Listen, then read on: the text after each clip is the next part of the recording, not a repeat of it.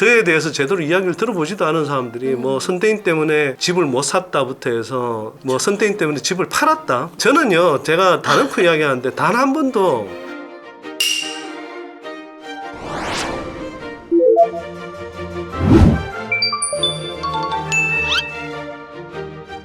네, 안녕하세요. 기회는 온다 순톡 머니투데이 방송 건설부동산부 박소영 기자입니다. 지난 7일 이창용 한국은행 총재가 토론회에서 이런 말을 했습니다. 부동산 대마불사 그리고 부동산 투자는 꼭 성공한다는 생각이 잡혀 있는데 고령화 등을 좀 생각을 해봤을 때 이러한 과거 추세가 미래에도 계속될지는 한번 생각해 봐야 할 문제다라고 말을 했는데요. 정말 저희가 어렵게 모신 선대인 경제연구소의 선대인 소장님과 함께 얘기 나눠보겠습니다. 그래서 오늘은 좀 정책 얘기도 해보고요. 그리고 또 어떤 인구 격감에 처한 그런 부동산 상황에 대한 얘기도 같이 나눠보려고 합니다. 소장님 안녕하세요. 네, 안녕하세요. 네. 일단 본격적인 부동산 얘기를 좀 나누기에 앞서서요. 좀 많은 분들이 궁금해 하실 만한 질문을 제가 좀 조심스럽게 대표로 들어보려고 하거든요. 그 선대인 소장님은 2012년부터 2016년까지 부동산이 바닥을 다지던 시기에 집값이 하락할 거라고 주장을 하셨고 또 이 때문에 사실 굉장히 오랫동안 상승론자들에게 공격을 받아오신 것도 네네 그런 사실이 있습니다. 당시의 예측이 좀 왜 빗나간 것인지 어떤 부분을 좀 감안하지 못했던 것인지 첫 질문부터 제가 조금 이렇게 말씀드려서 죄송한데 질문의 내용이 조금 틀렸어요. 일단 제가 2012년부터 주장한 게 아니고요. 네. 2008년에 부동산 폭락 시대가 온다라는 책을 쓰면서 네. 사실은 이제 2008년 금융위기 때 사실 단기간에 집값 하락폭이 굉장히 컸었는데 그때는 사실 집값이 하락한다는 이야기를 한 사람이 거의 없었어요. 네. 제가 거의 유일했죠. 그래서 사람들이 부동산 카페들 중심으로 해서 뭐 폭락론자의 대명사처럼 저를 이렇게 막 조리돌림하고 뭐 그러는데 제가 그렇게 맨날 틀린 이야기만 했으면 제가 왜 그렇게 유명하겠어요, 사실은. 맞습니다. 한편으로는. 네, 그렇죠. 저는 그 집값 하락에 대한 이야기만 한 게 아니고 사실은 정부 정책의 문제 이런 걸 굉장히 많이 비판했거든요. 그리고 올바른 부동산 정책의 방향이 뭔가. 제가 2013년에 냈던 그 미친 부동산을 말하다라는 책이 있는데 책의 내용의 80% 이상이 당시에 계속 빚내서 집 사게 하는 정부의 잘못된 정책 방향에 대해서 비판한 거고 한국 언론들이 아파트 광고에 이제 목을 매다 보니 뭐 집값은 오른다 그리고 자꾸 빚을 내서라도 사게 하는 방향으로 자꾸 부추기는 그런 왜곡된 논리들을 이제 설파할 때 그게 아니다 이런 부분에서 틀렸다 이런 이야기들을 굉장히 많이 했던 책이에요.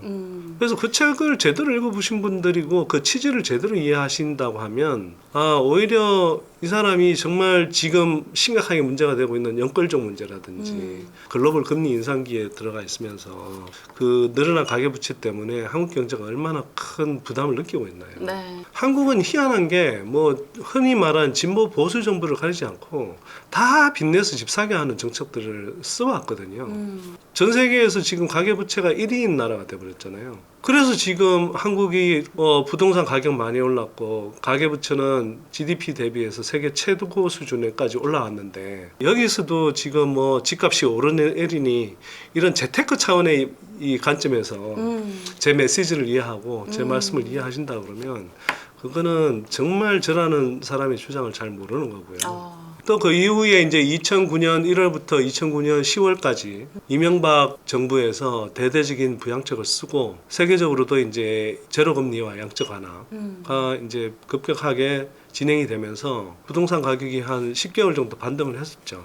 근데 그때도 제가 2009년 9월쯤에 위험한 경제학이라는 책을 내서 일시적인 반등에 그칠 뿐이고 향후 몇 년 동안 지속적으로 이 집값이 하락세를 겪을 가능성이 높다. 실제로 그 책 출간 직후부터 꺾여서 2013년까지 수도권 주택시장은 계속 내리막길이거나 약세를 보였어요. 오히려 제가 책을 딱 3권을 냈는데 집값 전망을 맞춘 측면에서 보자면 오히려 2번은 더 정확하게 맞췄고 한 번은 결과적으로 빗나갔는데 2013년에 낸 책은요. 네. 그때도 핵심 메시지는 집값 전망이 핵심이 아니었다.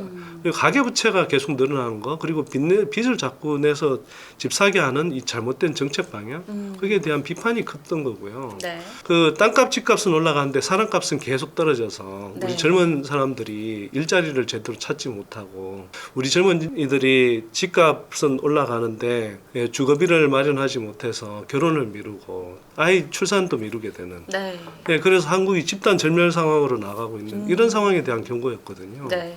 그 경고가 훨씬 더 뚜렷하게 지금 현실로 입증이 된 거죠. 그래서 저는 그게 너무 안타까운 거예요. 약간 저조차도 오해를 하고 있었던 부분이 많았던 것 같아요. 그러니까 주택가 뭐 이런 것들의 상승 하락 이것들을 그냥 떠나서 가계 부채라든지 또 그리고 뭐 인구 문제 뭐 등등 여러 가지 종합적인 시선, 정책적인 시선으로 문제를 많이 바라보셨던 건데 일부분에 대한 부분에만 포커스가 맞춰져서 확대 재해석되고 또 그러면서 좀 여러 가지 많은 말들이 나왔던 것 같습니다. 그래서 뭐 실제로 뭐 소장님에 대한 말씀 뭐 집이 몇 채가 있다더라 뭐 하락론만 주장한다 뭐 이런 근거 없는 루머나 음해 같은 것도 사실은 좀 많이 받으신 걸로 알아요. 그래서 여기에 대해서 좀 정확하게 팩트를 짚어주실 수 있나요?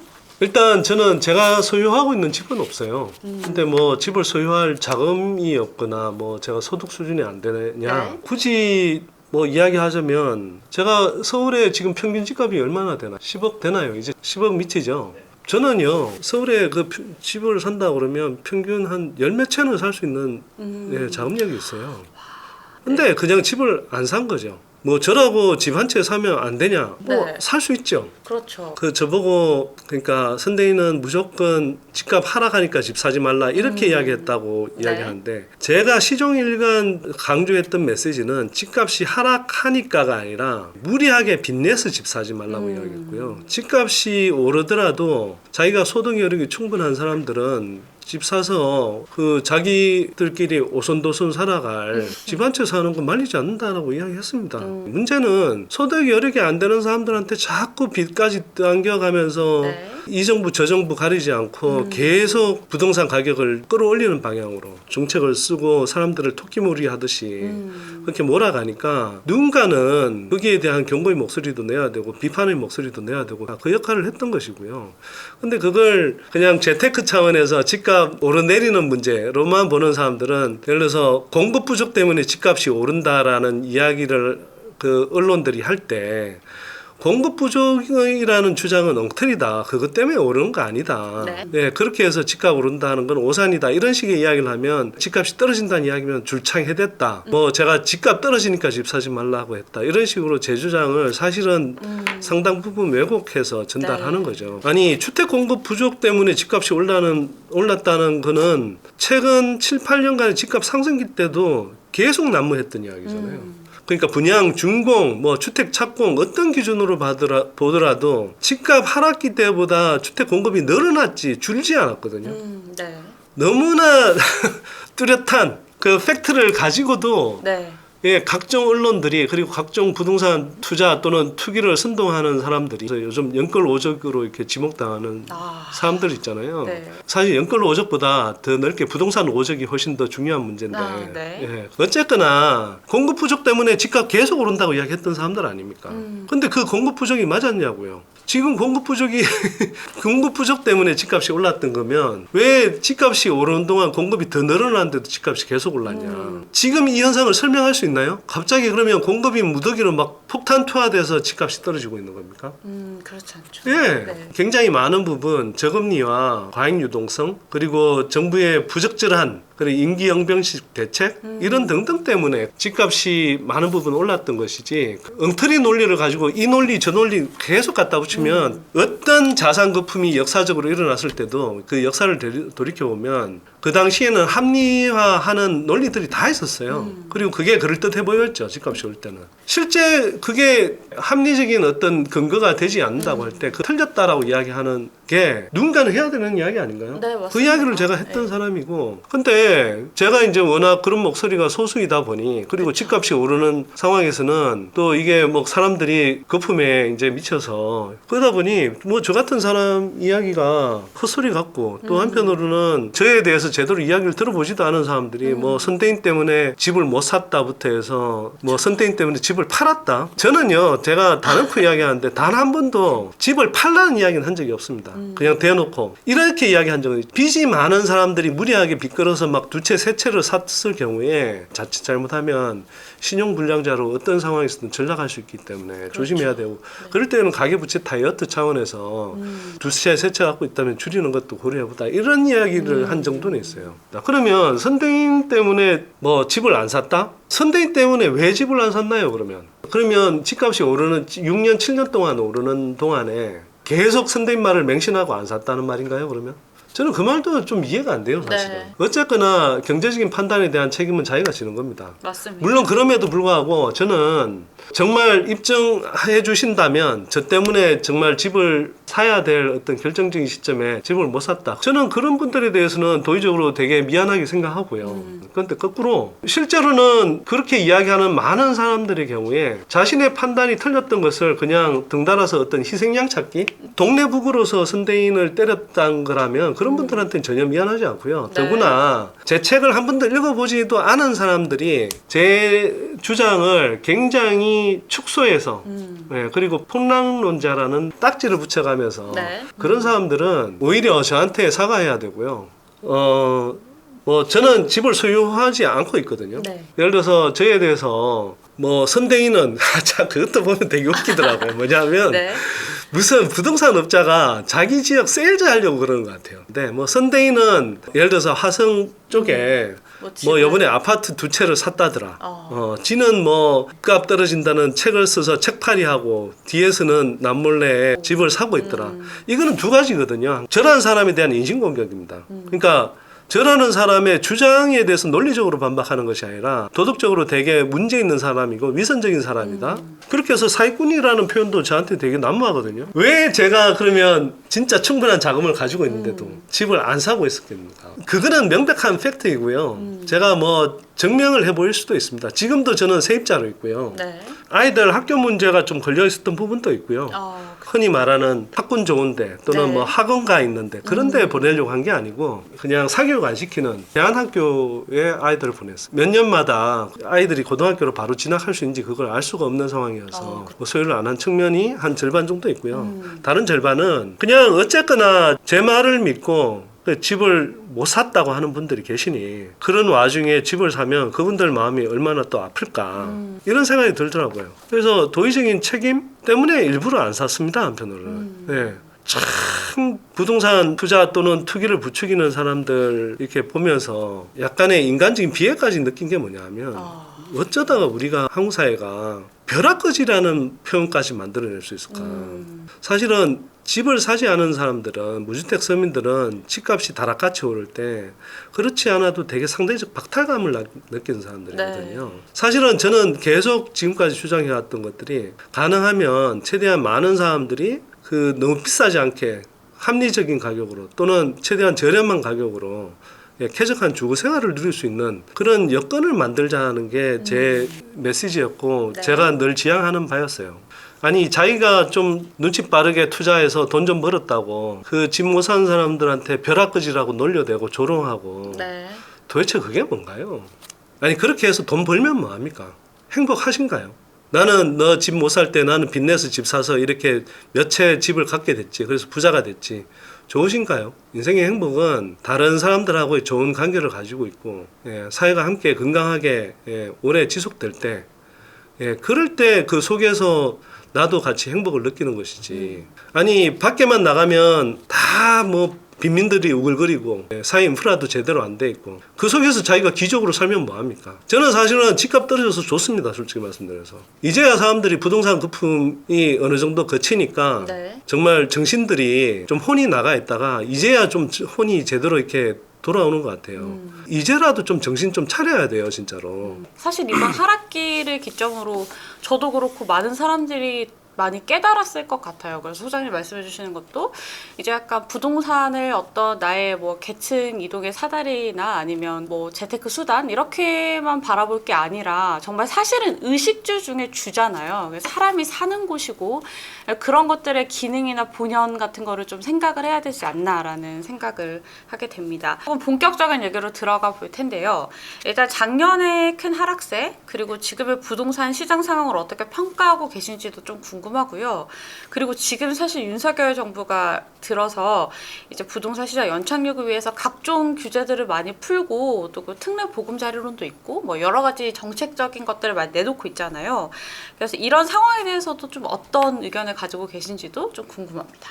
박근혜 정부 후반기 2014년 하반기부터 빚내서 집 사라 정책을 이제 대대적으로 실시하면서 그때 재건축 아파트 분양 시장 규제 완화하고 대출 규제 이제 대폭 완화하고 한국은행 압박에서 이제 인위적인 저금리 정책 써서 8년 동안 아주 불필요한 저금리 정책을 시행을 했죠. 이게 이제 글로벌 금융 흐름이 이제 긴축으로 빨리 전환이 되지 않고 문재인 정부 들어와서 또 계속 무슨 뭐 핀셋 규제니 하면서 그렇죠. 뭐 말로는 규제라고 하는데 아니 시장 보고 여기는 묶을 테니 여기 공략해라고 알려주는 그런 정책이 어디 있나요? 진짜 멍청한 짓들을 계속 해왔는데 그러다 보니 시장이 이제 내성이 생기고 뭐 2018년에 이제 이 지방선거 거치면서 강원순 시장에 이제 뭐 서울통합개발 등등 뭐 이런 부동산 시장이 불붙어 있는데 이제 기름을 끼얹는 그래서 뭐 그런 등등의 과정을 보면서 이게 집값이 이래 갖고는 못 잡겠구나 이런 생각을 했지만 저는 그냥 저 같은 사람까지 나서서 집값이 오른다는 이야기를 보탤 이유가 없잖아요.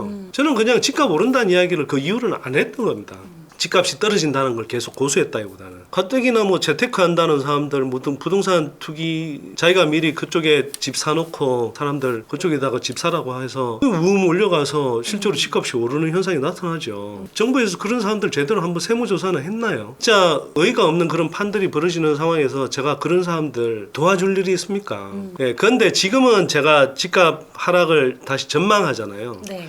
적어도 하락에 대해서는 누구보다 이 상황들을 늘 정밀하게 봤던 사람이고 그 기억을 생생하게 갖고 있는 사람이기 때문에 제가 이 드리는 의견은 그렇게 가볍게 안 여기시는 게 좋을 것 같습니다. 네. 그런 말씀 미리 드리고요. 그 다음에 제가 이번에는 미리 말씀을 드려놓을게요. 정말 집값이 바닥을 찍고 반등하는 국면이 올 것 같다라고 생각하면 이번에는 적어도 충분히 조정받아서 이 정도면은 실수요자 관점에서는 그냥 집을 뭐 무리하게 빚내지 않고 집을 살 수 있는 수준이면 사시는 것도 괜찮은 구간이겠다. 이런 정도의 의견은 이번에는 드릴 생각입니다. 근데 그 이야기를 들으려면 제가 볼 때 한참 남았어요. 그러니까 뭐 잠시 잠깐 반등한다고 혹하지 않으셨으면 좋겠고요.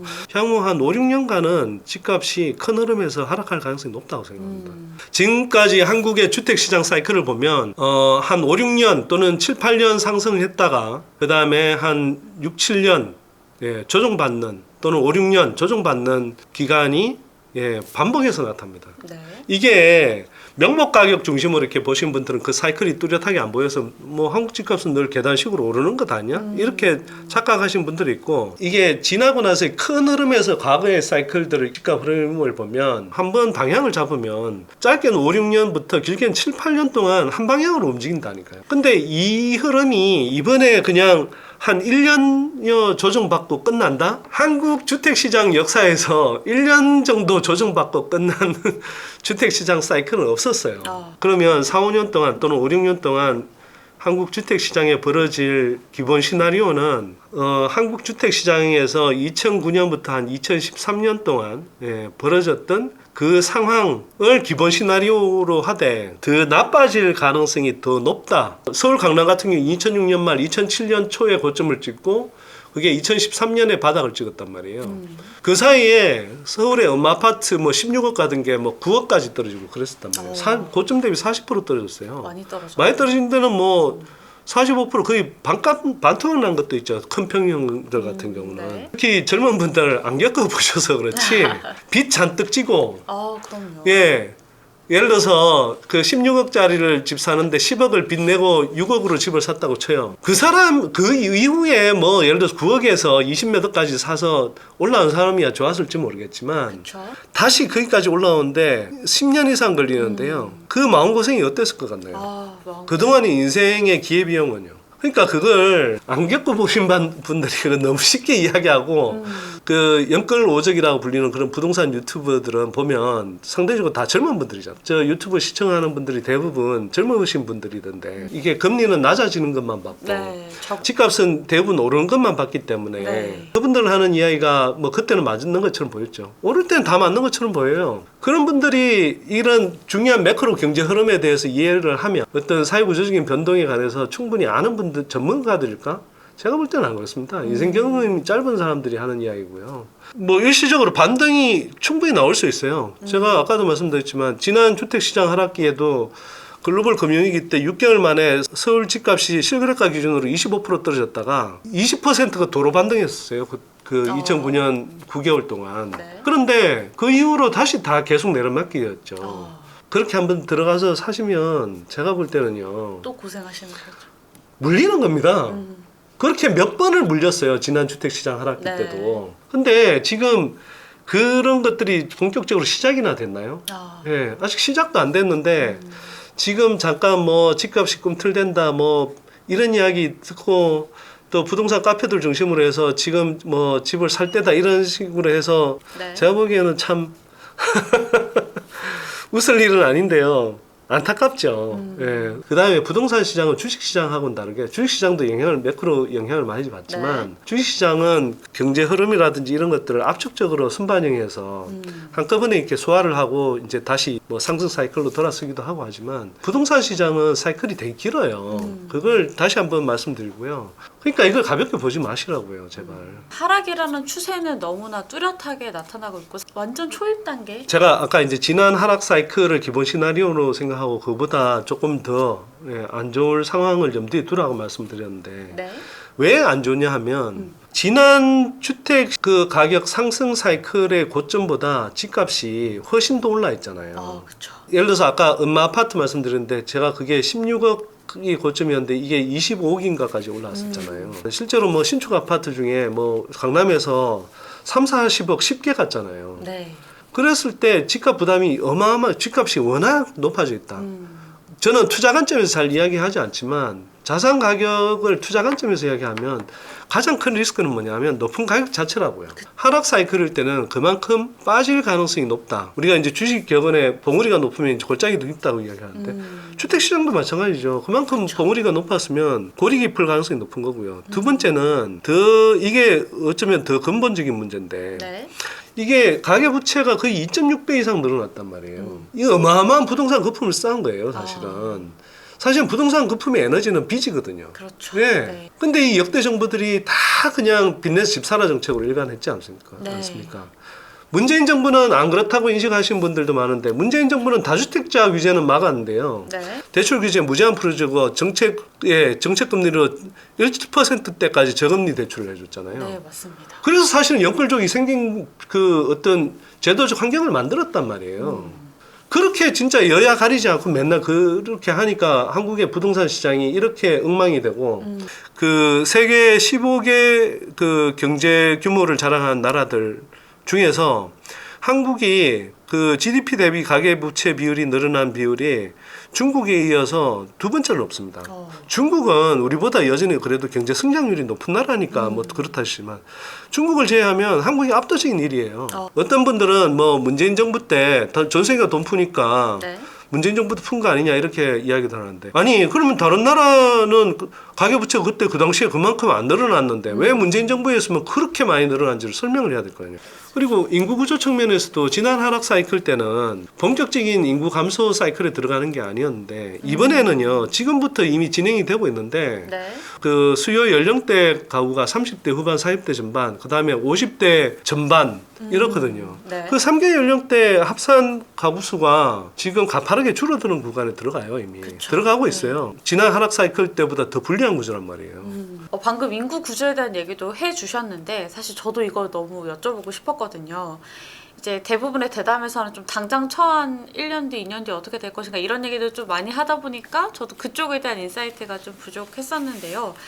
사실 결국 집이 사람이 사는 곳이기 때문에 어쨌든 인구랑도 연관이 당연히 엄청 될 수밖에 없는데요. 지난해 한국의 출생률이 이제 0.78이라는 충격적인 숫자가 나왔다고 합니다. 결국 이런 인구 구조가 부동산에 엄청난 밀접한 연관을 끼칠까요? 네.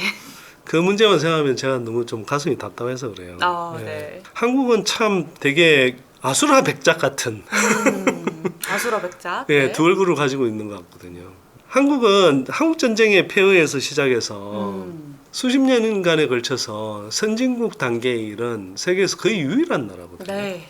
정말 자랑스러워해야 돼요. 저력이 있는 나라죠. 특히 이제 그 K 컬처 때문에 그렇죠. 예, 어떤 이미지도 되게 좋아져 있는데 이게 한편으로는 한국 사회는 세계에서 전쟁이 터지지 않은 나라에서 이렇게까지 젊은이들이 결혼을 미루고 출산율이 단기간에 급전직하는 나라, 집단적으로 이렇게 뭐 자살하는 듯한 느낌으로 가는 나라.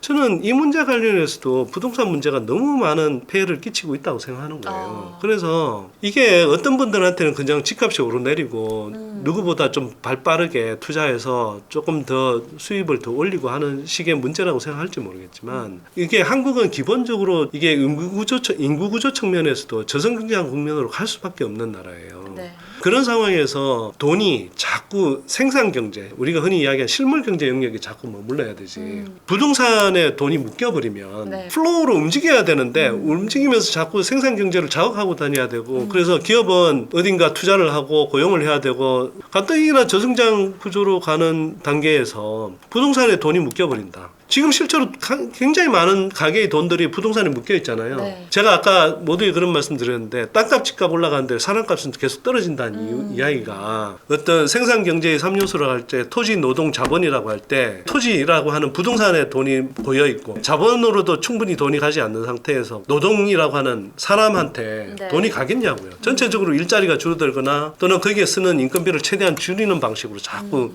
경제 구조가 바뀌어가죠. 그러면 사람들은 더더욱 이걸로는 못 먹고 사니까 코인 투자해야 돼, 주식 투자해야 돼. 이게 바람직하지 않은 거죠. 제가 사실은 저출산 고령사회위원회 뭐 정책운영위원으로도 있었는데 한국 사회에서요 무슨 뭐 다둥이 정책하고 이런 그 지자체들 다둥이 정책하고 이런 것들은 정말 그냥 엉터리 쇼하는 거고요. 사실은 이게 저출산 문제의 핵심은 뭐냐 하면 네. 자녀를 한 명 낳는 사람이 2명 낳게 해줘야 되는 건데 기본적으로 결혼 연령 자체가 늦어져서 그렇습니다. 자, 그러면 결혼을 왜 늦게 하는데? 그러니까 일자리가 부족한 거 또 있지만 집값이 너무 높아서 쉽게 집장만을 못 해요. 맞아요. 뭐 이런저런 뭐 육아 보육 정책 뭐 이런 거 구비한다고 하고 뭐 등등 해봐야 우리 젊은 사람들이 어떻게 결혼을 하겠습니까? 어떻게 결혼을 빨리 하겠습니까? 이걸 통해서 사실은 한편으로는 부동산 시장에 대한 복수가 또 나타날 거라고 생각하는데 집값이 특히 서울 수도권 경우에 특히 2014년 이후로 출생률이 급전직하로 떨어집니다. 이 상관계가 너무 뚜렷하게 나타나요. 근데 여기서 끝나는 게 아니라 많은 사람들이 코로나 시기에 영끌족 그 갭투기한 사람들이 30대 이하에 몰려있죠. 결혼 연령대이거나 자녀 출산을 앞두고 있는 연령대 사람들이잖아요. 뭐 생활비도 넉넉치 않은데 네. 빚 갚는데 이렇게 돈을 쓰고 나면 자녀를 한 명 더 낳아서 키울 엄두가 잘 나겠어요? 이게 이제는 집을 충분히 사줄 수 있는 그 가구가 넘쳐나겠느냐. 좀 힘들다고 보는 거죠. 이게 인구 구조 측면에서도 향후에는 부동산 시장이 굉장히 불리한 구조로 간다. 근데 제가 또 찾아보니까 인구수 감소가 반드시 주택수의 감소를 의미하지 않는다 이렇게 반론하시는 분들도 계시더라고요. 그건 제가 볼 땐 잘못된 주장 같아요. 뭐 집값 상승기 때는 뭐 그렇게 이야기해도 맞는 것처럼 보였겠죠. 근데 지금은 좀 냉정하게 보실 필요가 있는 게요. 흔히 하는 레파토리는 이래요. 인구는 줄어도 가구 수는 늘어난다. 네. 전에는 3, 4인 가구 위주였다가 이제는 1, 2인 가구가 위주 아니냐. 예를 들어서 늘어난 가구가 1, 2인 가구인데 그 1, 2인 가구가 연령대 측면에서 어떤 가구고 소득 수준 측면에서는 어떤 가구들일까. 대부분은 급속한 고령화에 따라서 배우자와 사별하고 홀로 사는 할머니 할아버지 분들입니다. 물론 집값이 올라서 결혼을 늦추거나 뭐 결혼을 하지 않기로 결심한 뭐 젊은 분들도 있죠. 네, 그렇죠. 자, 그러면 그런 분들의 평균 가구 소득이 얼마나 될까요? 통계청 조사를 보면요. 2인 가구 평균 소득, 2인 이상 가구 평균 소득의 한 40%밖에 안 돼요. 1인 가구의 평균 소득이. 그런 사람들이 지금 서울 기준으로 아파트 가격 10억 원 한다는 거, 이런 것들을 사줄 수 있는 유효 수요일까요? 영어로 effective demand는 말 그대로 구매력과 살 의향뿐만 아니라 구매력을 같이 갖추고 있어야 되는 걸 이야기하는 거고요. want는 내가 사고 싶은 욕구는 있지만 살 수 없는 것. want는 그래서 영어로 결핍이라는 뜻도 있는 거잖아요. 근데 많은 부동산 전문가라는 사람들이 자꾸 이 want를 가지고 demand라고 우기거든요. 아니, 배우자하고 혼자 사별해서 혼자 사는 사람들이 어차피 배우자하고 살던 집이 대부분 있는 사람들일 텐데, 그쵸. 그 사람들이 다시 뭐 10억대는 새 아파트를 사서 가고 이럴 분들이 이겼어요. 향후 늘어나는 가구 수는 오히려 주택 시장의 수요가 아니라 공급 주체가 될 가능성이 높습니다. 이건 향후에 늘어나는 그 가구 수는요, 다 60대 이상 그 노령 가구. 그럼 60대 이상 노령 가구가 늘어나면 이 사람들은 집을 살 사람들일까, 집을 팔 사람들일까? 베스트셀러 작가라는 분이 하도 잘못 소개해서 많은 분들이 60대 이상에서도 이제는 고령화되면서 집을 사는 사람들이 많더라, 수요 연령대다, 이렇게 오해하고 계시는데, 통계청에서 내는 가계금융복지조사라는 그걸 보면 연령대별로 부동산 자산 규모가 나와요. 그게 가장 최근 2021년 자료를 봐도 50대까지는 부동산 자산 규모가 늘어나다가 60대부터는 부동산 자산 규모가 줄어드는 걸로 나와요. 60대부터는 사람들이 평균적으로 자산 규모를 줄여간다는 이야기예요. 그게 뭐 예를 들어서 뭐 50평 살던 사람이 30평대로 줄여가든, 팔아서 전세로 살면서 뭐 노후 생활을 하든 그런 흐름이 나타난 것이고, 1연령대 가구가 늘어나는데 주택 수요가 늘어난다고요. 일본은 우리보다 지금 앞서서 고령화됐고, 우리는 일본을 뒤따라가긴 하지만 일본보다 지금 2배의 속도로 고령화되고 있거든요. 그런 일본도 고령화 충격으로 지금 빈집이 넘쳐나는 상황인데 한국이 그 여파를 안 겪는다고요? 부동산 거품에 우리가 취해 있을 때는요, 좀 상식적인 이야기인데도 그게 오히려 비상식이 상식으로 자리 잡아버리고, 이제 비정상적인 상황이 겨우 정상적인 상태로 돌아가는 초입에 있어요. 이 상태가 저는 사실은 지속되기를 바라고요. 예, 고점에 뭐 연끌 투자하신 분들 입장에서 보면 제 이야기가 너무나 아픈 이야기고 뭐 괴로운 이야기일지 모르겠지만, 지금도 혹시나 그때 지금이라도 집을 사야 되나라고 이렇게 이래저래 그 부동산 시장 언저리에서 기웃기웃거리신 분들은 제 말씀을 좀 참고하시면 좋을 것 같아요. 아까 사실 잠깐 지나가긴 했지만 뭐 연끌 오적, 나아가서 부동산 오적에 대한 말씀도 해주셨는데, 그거에 대해서 좀 더 설명을 해주실 수 있나요? 최근에 보면 이제 또 뭐 연끌 오적이라는 뭐 용어가 이렇게 회자되는 모양이더라고요. 빚내서라도 집을 사라고 좀 부추겼던, 그리고 뭐 부동산 투자 방법이라고 하면서 이제 막 빚내서 여러 채 사질렀더니 막 부자 됐어요, 이런 식으로 막 이제 유튜브에 나와서 인정하는 선동대 역할을 했던 사람들 있잖아요. 네. 그 사람들은 저는 비판받아야 된다고 생각합니다. 그런데 그런 사람들 비판하기 이전에 한국 사회에 연끌 오적보다 훨씬 더 큰 범위에 부동산 기득권 구조가 있거든요.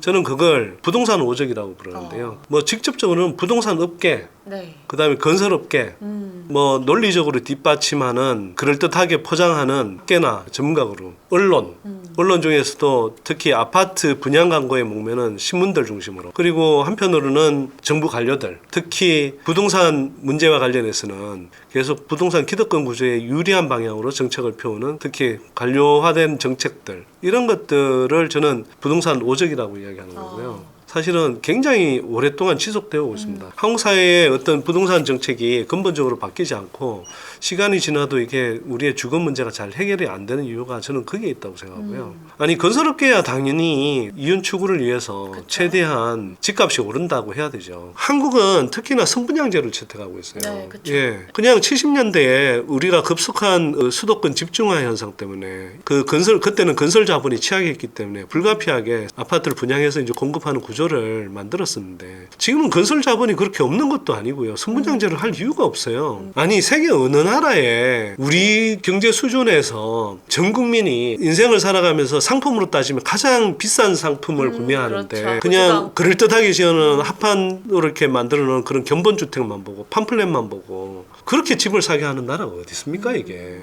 근데 선분양제이다 보니 계약금, 중도금 이런 식으로 나눠내면 되고 그 사이에 집값이 오르면 내가 다른 사람한테 떠넘기거나 뭐 여건되면 내가 뭐 더 살아본다 뭐 이런 식의 판단을 하는 거잖아요. 네. 부동산 투기 선동이 유리한 그런 구조가 돼 있는 거거든요. 그다음에 그와 연결돼 있는 어떤 집단 대출 제도라든지 우리가 후분양제로 이행한다는 건 외환위기 이후부터 이야기해놓고 아직 수십 년이 지나는 동안 후분양제로 거의 이행을 못해요. 네. 건설 관료들하고 또 맞물려 있는 부분이죠. 건설업계가 선분양제 하면 뭐 건설업체들 다 망한다 그러고 그렇게 하면서 우리는 선진국이 됐는데도 불구하고 다른 나라보다 건설업의 비중이 2배 이상 높은 수준을 계속 유지하고 있단 말이에요. 건설업계 떠먹여 살리려고 한국 경제 전체가 엄청난 부담을 지고 있는 거고 그래서 집값을 계속 올려 가져야 되는 거죠. 그리고 사실 제가 앞에서 가계부채가 엄청 늘어났다고 그랬잖아요. 네. 건설업계의 건설부채는 어마어마하게 줄었어요. 건설업계 입장에서는 당장 선분양제에서 분양만 하고 나서 팔고 나면 그 다음부터는 자기네들 책임 아니니까 네. 이제 나몰라라 하겠죠.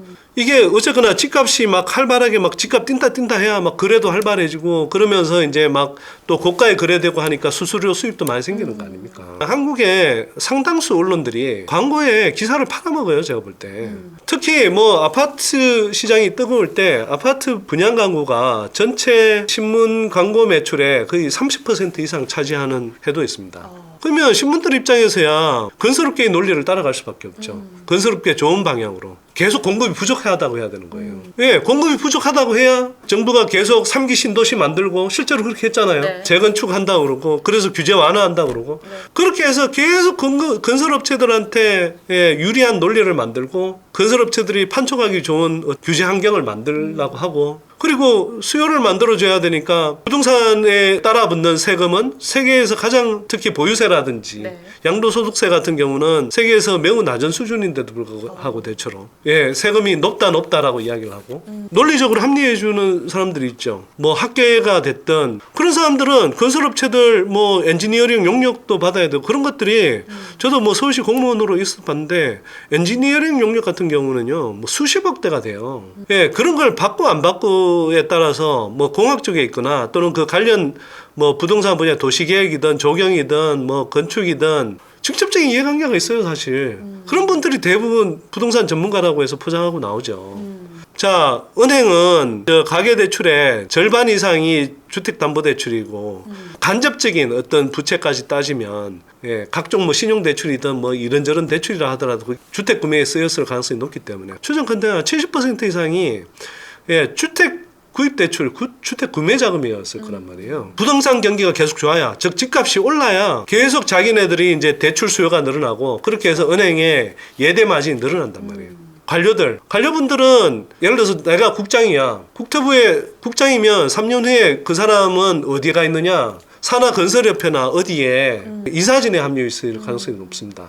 뭐 쉽게 말해서 낙하산으로 가는 거죠. 그렇게 해서 거기 가서 또 대관 참고 업무를 하는 거예요.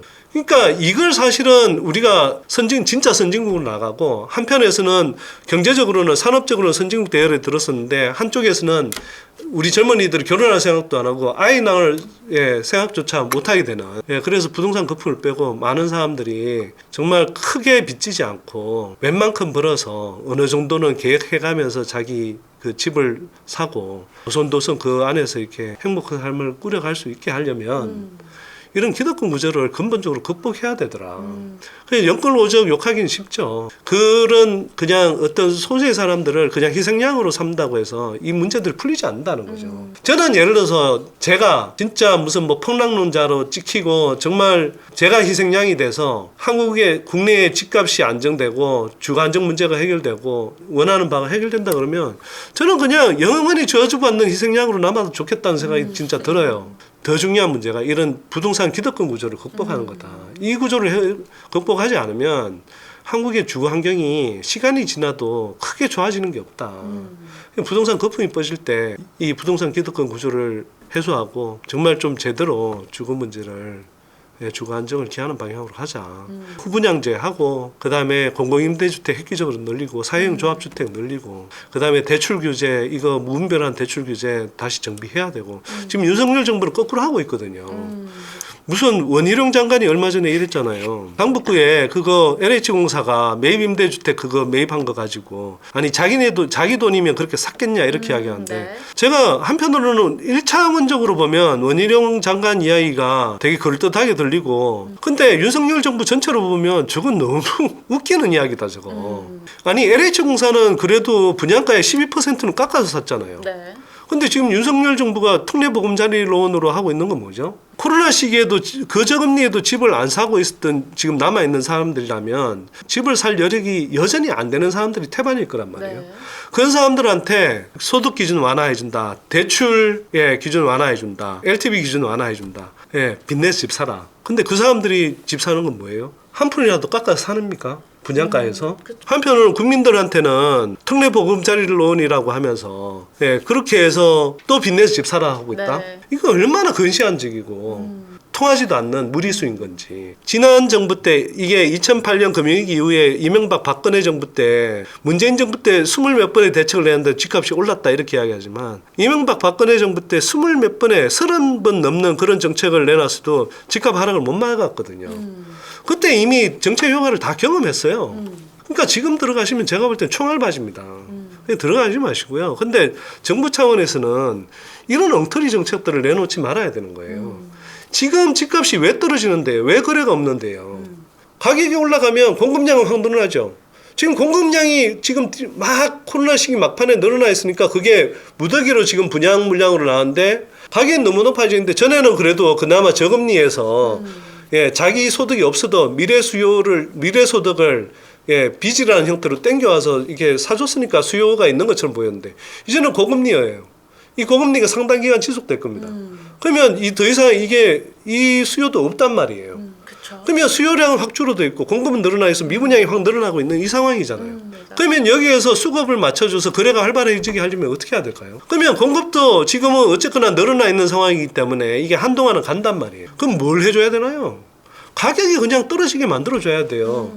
이건 시장의 정상적인 가격 조정 과정이에요.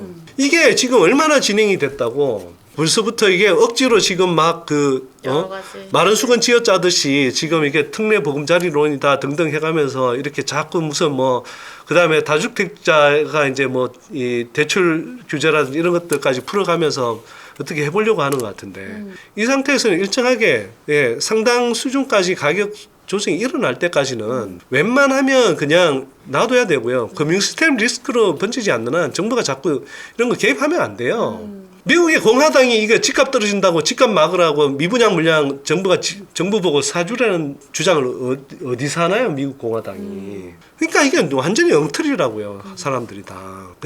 가게 입장에서 보면 거기에 그런데 또 쉽게 현혹당하면 안 되신다. 이 말씀을 제가 마지막으로 다시 드립니다. 정말 부동산 시장에 이해관계가 얽혀있는 부분들이 건설사부터 시작해서 여러 가지 관료나 언론까지 또 언급을 해주셨는데 사실이나 진실을 가리는 눈이나 손이 많아서 정말 많이 직접 공부를 하시고 그리고 그런 것들이 현혹되지 않게 저희가 많은 공부를 해야 할 것 같습니다.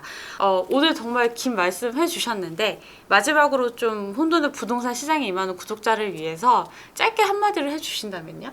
이게 냉정한 눈으로 보면 여전히 집값이 너무 높고 네. 그렇게 해서 조정받을 일이 한참 남아 있는데도 불구하고 앞으로 계속 이런저런 시시때때로 좀 지나고 나면 이제 집값 오른다 이런 이야기들이 계속 많이 나올 겁니다. 특히 언론들을 통해서 많이 나올 거고요. 네. 저는 거기에 좀 쉽게 안 넘어가셨으면 좋겠고요. 네.